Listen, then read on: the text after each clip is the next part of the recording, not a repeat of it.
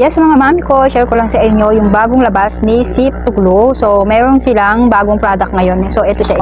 May bago silang packaging. Ang dati nilang packaging nito ay ito. Ganito siya.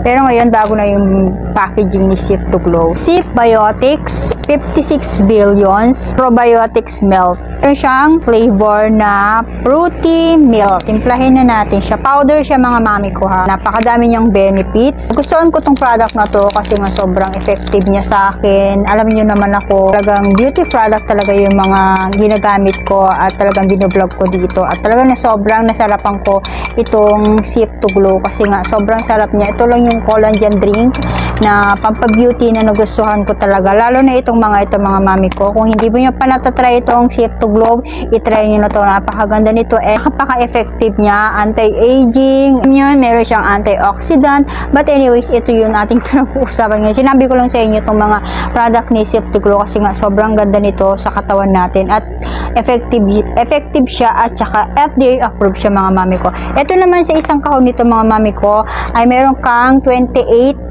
pieces na ganito.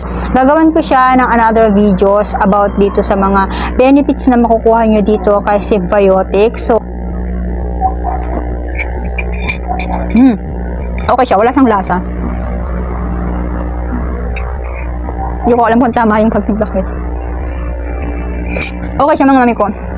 Lasang, ano siya, lasang milk. Parang lasang milk na wala siyang katamis-tamis.